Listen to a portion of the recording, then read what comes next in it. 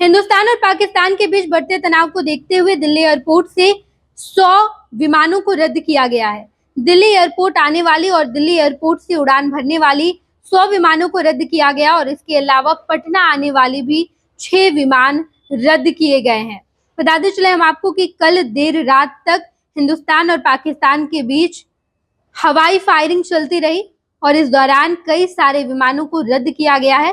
जानकारी निकलकर सामने आई है जहां पर बताया गया है कि 100 विमानें अब तक रद्द हुई है। राजधानी में सुरक्षा के लिए पुलिस के साथ अर्धसैनिक बलों को लगाया गया है। गाजियाबाद में हिंडन एयरपोर्ट पर अलर्ट है। यहाँ बुधवार से ही सभी उड़ानों को रद्द किया गया था।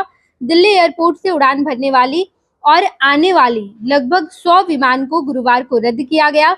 दिल्ली एयरपोर्ट पर भी देर शाम सायरन लगा दिया गया। सुरक्षा कारणों के चलते एयरपोर्ट पर यात्रियों को 3 घंटे पहले पहुंचने को कहा गया है।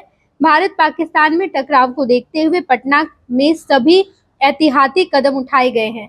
सभी प्रमुख स्थानों पर सुरक्षा के पुख्ता इंतजाम किए गए हैं। साथ ही पटना आने जाने वाले 6 विमानों को रद्द कर दिया गया।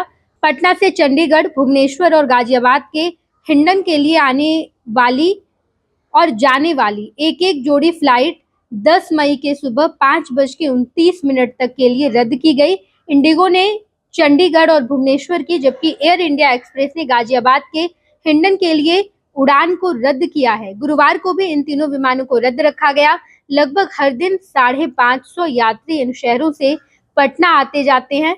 एयरपोर्ट सूत्रों के अनुसार भारत पाकिस्तान के बीच जिस तरह तनातनी बनी हुई है उससे 10 मई के बाद भी इन तीनों शहरों के लिए विमान रद्द हो सकते हैं। हालांकि अभी एयरलाइंस ने 10 मई की सुबह तक के लिए इन फ्लाइटों को रद्द किया है।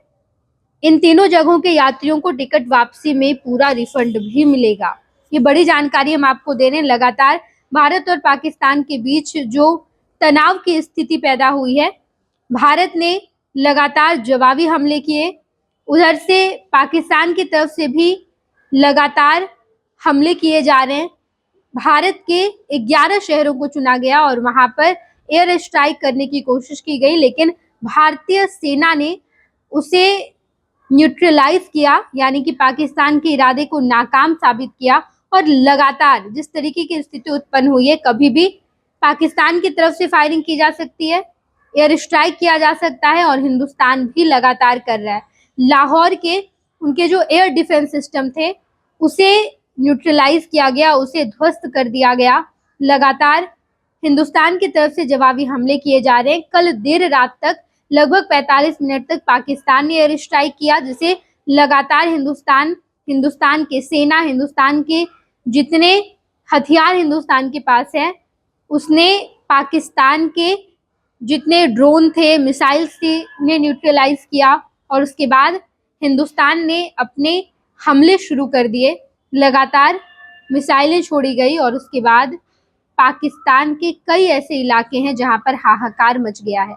लगातार खबरें निकलकर सामने आ रही है। हम आपको तमाम जानकारी से रूबरू कराएंगे। आप देखते रहिएगा first Bihar Jharkhand. Netaji Subhash medical college एवं हॉस्पिटल का ऑर्थोपीडिक विभाग बिहार के सर्वश्रेष्ठ ऑर्थोपीडिक विभागों में से एक है, जहां दुर्घटना या अन्य कारणों से फ्रैक्चर के मामलों का नवीनतम तकनीक से इलाज की सुविधा उपलब्ध है। NSMCH, अम्हारा, बिहटा, पटना।